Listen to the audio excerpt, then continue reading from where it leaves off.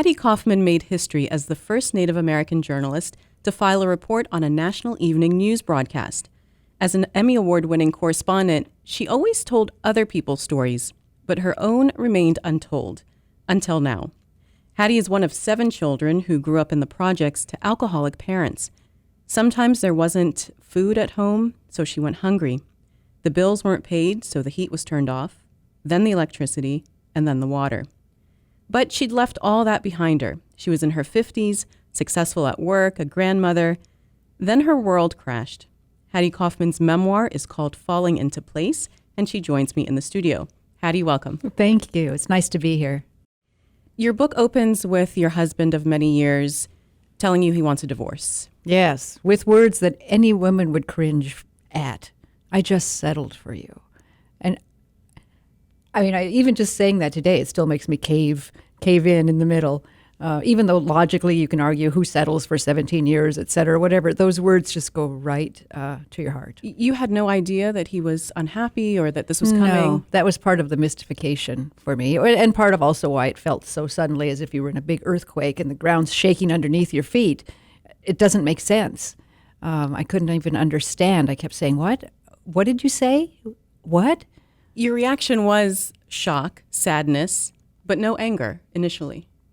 No. And in fact, I talk about that in my book. Where is my anger? Where am I? It was almost as if I had disappeared. And I think in retrospect, that's just shock.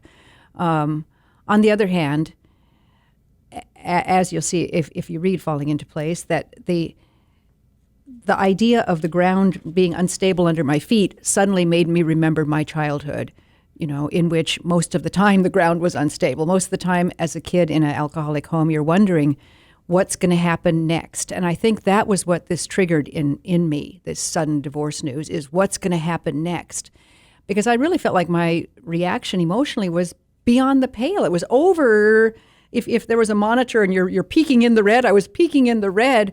Why? People get divorced all the time. Midlife divorces happens all the time. But for some reason, this really threw me. And I know why. It's because it brought back the childhood. You never even thought that there could be another woman. And you found out later that he had been having an affair. But that thought never even crossed your mind? I think maybe I was in denial, or I wasn't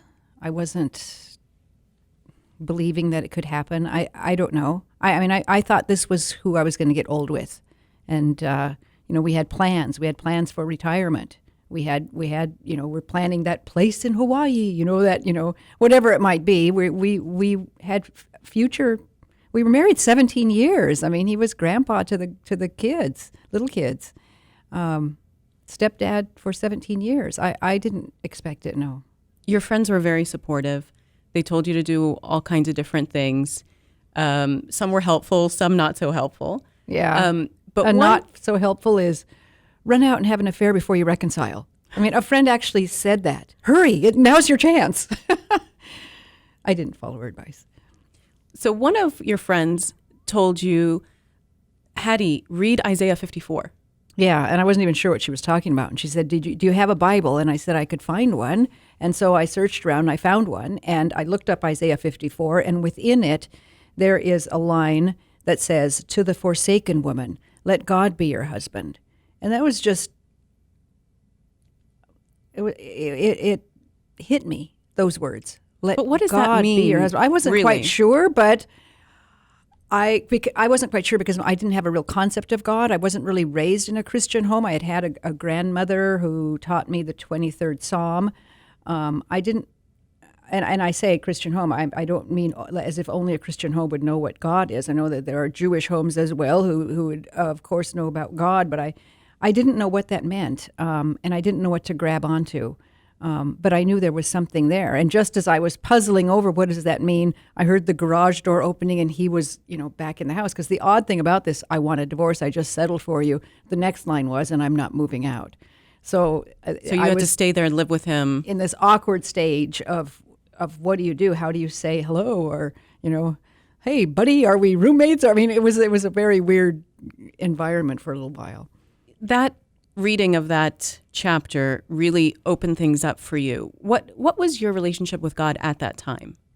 I guess probably non-existent, but I had after reading that chapter, Let God Be Your Husband, I remembered this aunt who had taught me the 23rd Psalm, and I tried to remember when was the last time I prayed. And it just so happened that in the midst of this divorce, you mentioned the women who were giving me advice. One of them gave me a journal and said, here, journal your experience. And I thought, oh, I'm not going to sit there and write, woe is me each night. But suddenly, after reading that, I decided to write, Dear God. And I didn't know what to say after that.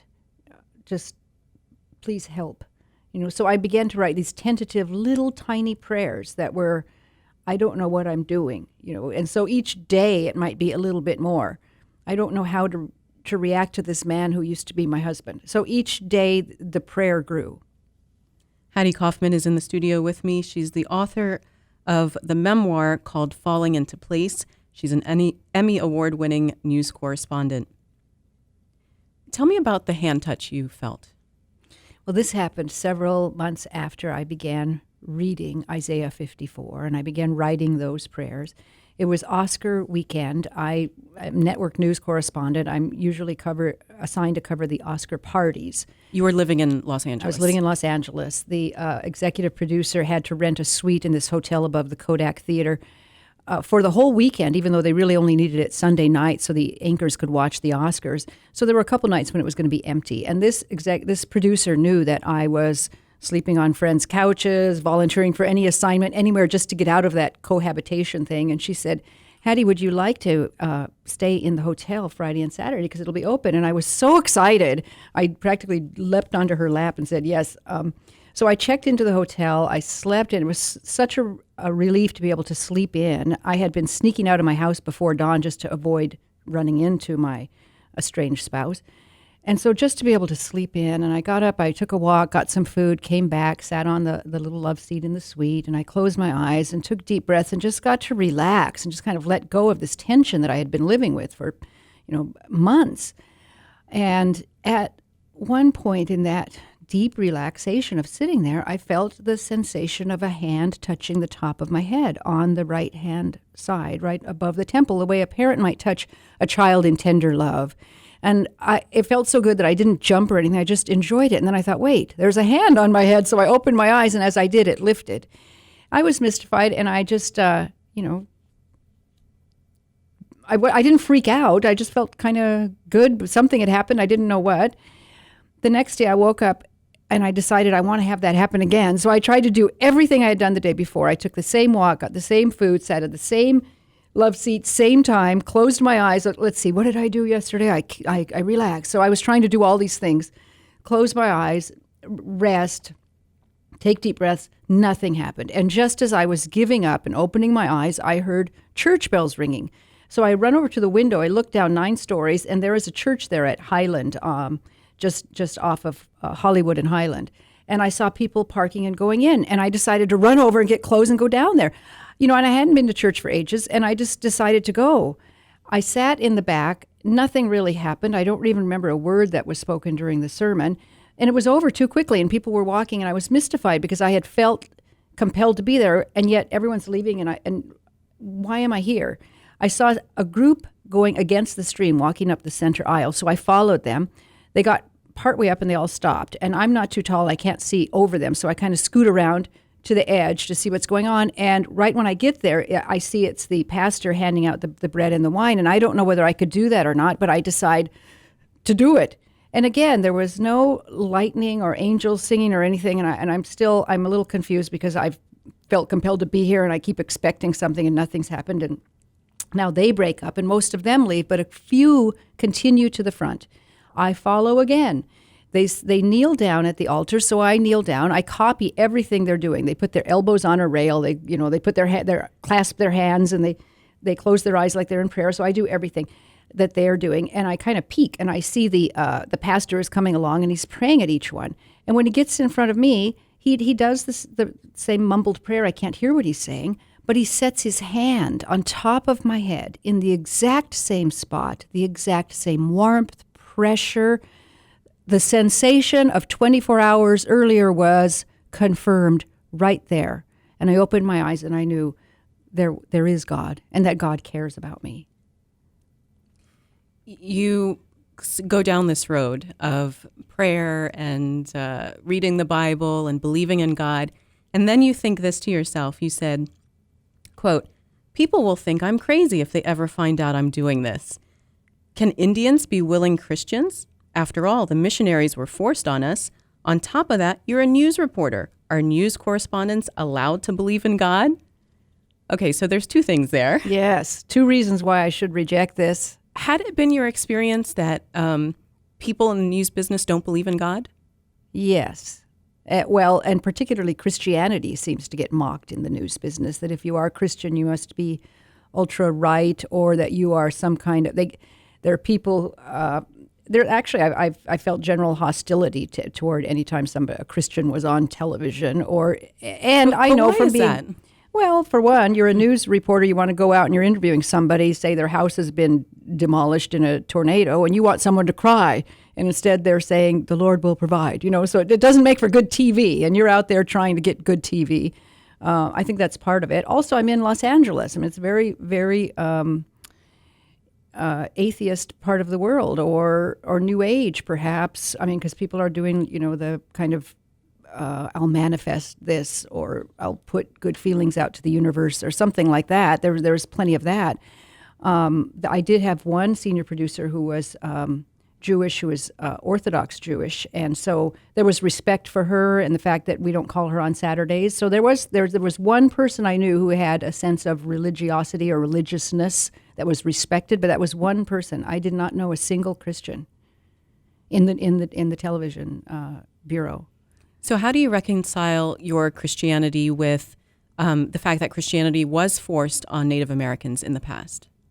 That I thought would be really difficult, and I thought I would be shunned when I, kind of came out as a Christian by Native Americans, and thankfully that hasn't happened. I have not been attacked as I thought I might be, and I think part of that has to do with Native American peoples have largely believed in a creator, in a God, and it might have a different name. You might call that person Great Spirit, or you might call that person Grandfather, or you might simply say Creator. But I think that there is a sense of that we are created and we're not the creators.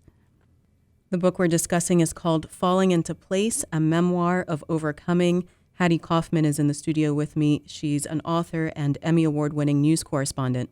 Let's talk about your childhood. It was very rough, as you alluded to before. What are some of your earliest memories?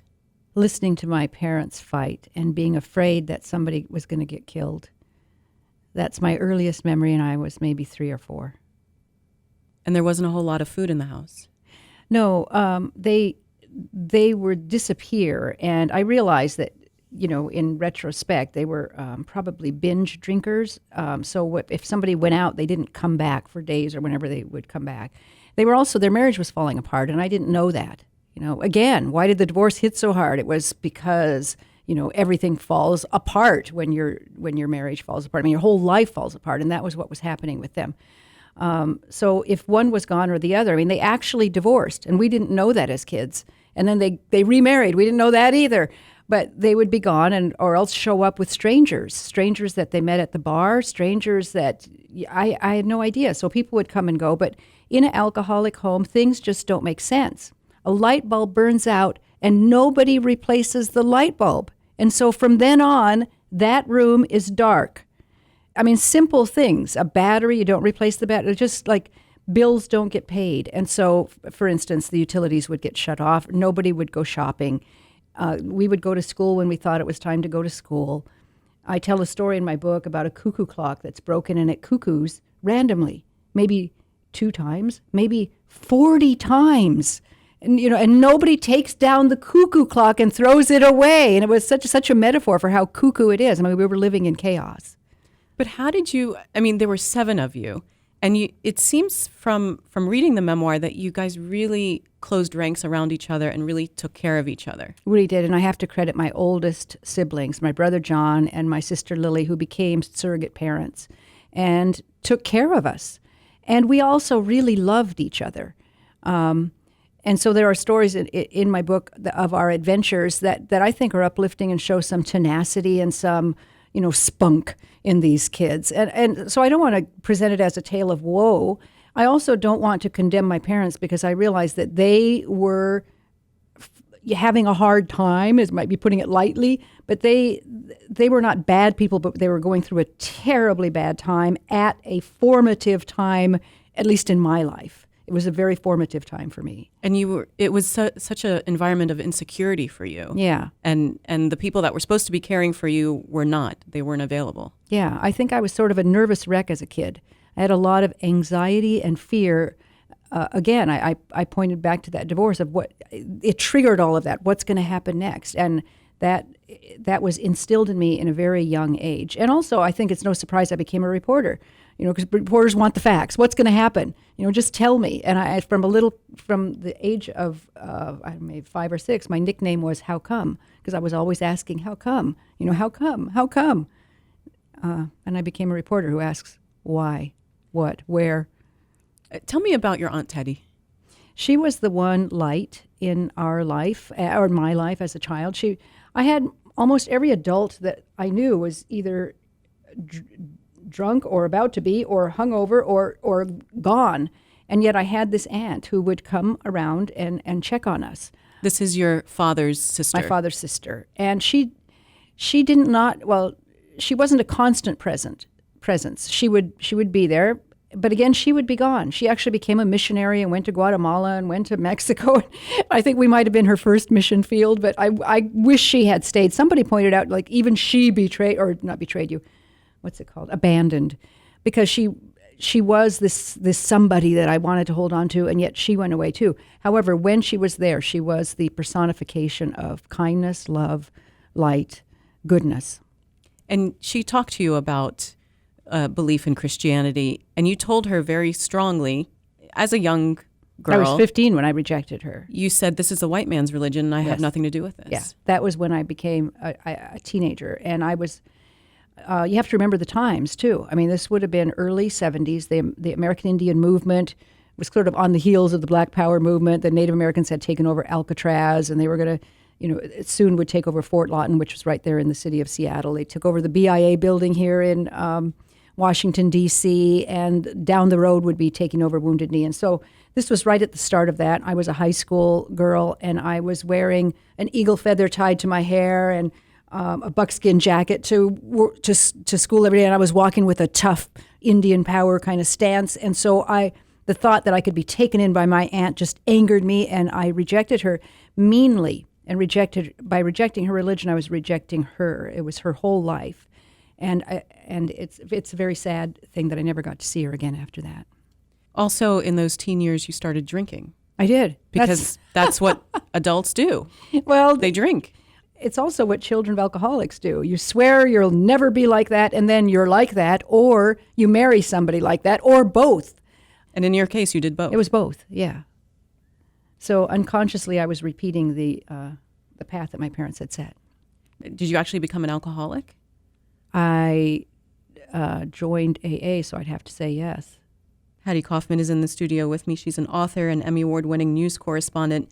Her memoir is called Falling into Place. It's interesting that the title is Falling into Place when the beginning of the book, you're really falling apart. Yeah, and then it continues falling apart. I think that the title refers to not only my life finally falling into place, but if you read this book, you realize that there are a couple different storylines going on, and wait, how does this all fall into place? And finally it does. I mean, the thread that holds the two storylines together, the childhood and the divorce, the thread is God. God's pursuit of me, my rejection of God, God's rescue of me, and that is the golden thread that holds it all together. Given the childhood of hunger and insecurity and alcohol and all that, how do you overcome all that, continue going to school, not only graduate high school, go to college, become a professional? Yeah, and all of that before finding the Lord. I think part of it was we were fueled by the hunger. I mean, sometimes when you come out of something like this, it makes you work extra hard to make sure it never happens, even though at the same time I was sabotaging myself, which I give examples of that. I credit the love of my older brother and sister, that kind of nourishment, And despite the fact that my mom and dad were gone all the time, when they were around, my mom didn't want any of us to drop out. I mean, she was a big believer in education. I probably didn't give them enough credit in this book because Was when they she were around- educated herself? No, she was not. Well, she made it through high school, and she always felt bad, but she had a saying, "Don't belittle me." She would also say, "It's my prerogative." You know, she'd have these little things that she would say that they were like little powerful things. She was a tiny lady, but she had some fire to her.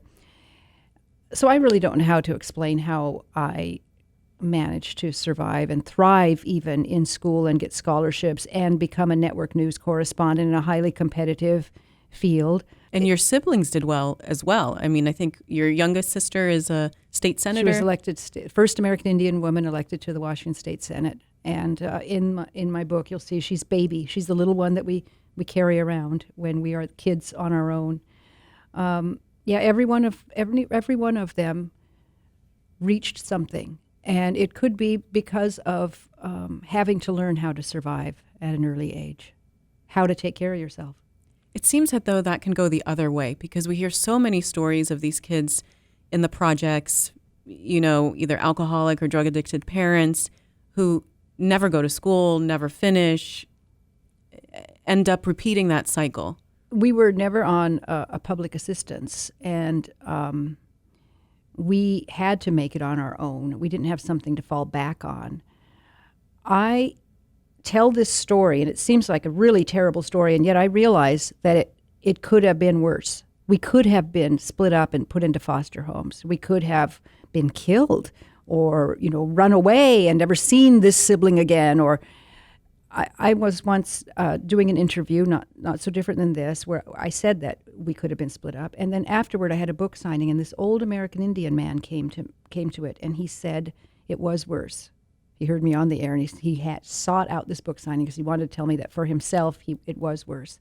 He was one of, you know, so many American Indian kids in a house like this, and they were split up. So I know that I have been cared for through this process. As you started getting closer to God in this, you know, post-divorce period, what did you learn about yourself through that journey? Well, it's still an ongoing journey, and I am learning all the time, one, to let go of my pride, because I have had a lot of, I can do it, and along with that, I can do it is, look, I did it. And you really have to kind of strip away some of the pride and realize God's been doing things for you all along. And God will do things for me. I don't have to be such a control freak. That's another thing I'm learning and trying to let go of. The book we're discussing is called Falling into Place, a Memoir of Overcoming. Hattie Kauffman is the author, and she's in the studio with me. You're no longer a journalist. Why did you leave journalism? Well, two things. One, I got old. I'm not that old, but over 50 on television is really old, especially okay, so for women. No Christians, no women over 50. No. And then I began to think, what do I want to do? And I have always wanted to write this book. Since the time I was in my 20s, I realized we are not the same as everybody else around us, we Kauffmans. And I thought, there's a story to tell just about the kids. But I never had time to write it because I was traveling everywhere. As a network news correspondent, you never know where you're going to go to sleep that night. You wake up in the morning, you could be sent anywhere. And so now I've had time to do this. And so that's why I'm in a separate place. And what are you doing now? In addition to writing my book, I talk to Native American youth on reservations. I'm a supporter of the American Indian College Fund. So those are two things I'm doing. Native Americans are one of the most disadvantaged minorities in the country. Why is that, and what needs to be done? Yeah, there's sort of a misinterpretation. People think that they're just the casino rich, but that's really a tiny, tiny minority of the Native American tribes. Part of the reason for the poverty is that the reservations are remote. You know, Pine Ridge Reservation in South Dakota, one of the poorest counties in all of America. There's no economic development out there. And two, there has been this cycle of the alcoholism. And Why? Why so much alcohol in the Native American community? well, part of it is that it's a kind of self-generating in terms of, as I just said, kids grow up and do what their parents do. So it becomes self-generating. I think part of it started with the total lifestyle change that came with, in one generation, you don't hunt, you don't ride your horses, you're going to live in this little plot. I mean, in one generation to be defeated so absolutely. And of course, peoples in wars all over the world have been defeated. But in one generation to go from that to this dependence on government commodity foods of, like flour and lard. And this is all you have to go from a warrior society to this. I think, and then the introduction of alcoholism, which has been self-perpetuating. So what needs to be done? Reaching out again. I think it starts with the youth. I think that talking to the kids. I mean, it's not just talking to them, but the idea that kids can change, that you now have choice, and finally, I think accepting that this is the world we live in. We can't go back. When I was 15 and when I wanted to quit school and to say that's white man's religion, I wanted to go ride a horse and wear my buckskin, and I wanted to go back as if it were the 1800s, and we can't. Hattie, you said you've wanted to write this memoir for a long time since you were in your 20s. Now that it's written, how do you feel and what's the reaction been? Boy, the night before release date, I was awake in the middle of the night thinking, oh my gosh, what have I done?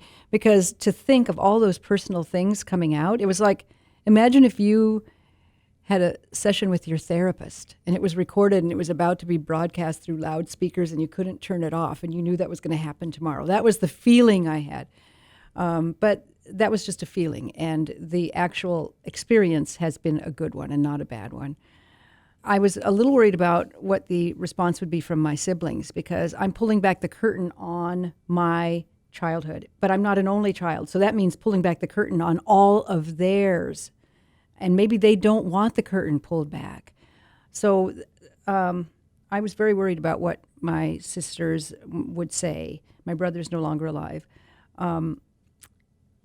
But it didn't take long, and I got flowers from the youngest sister.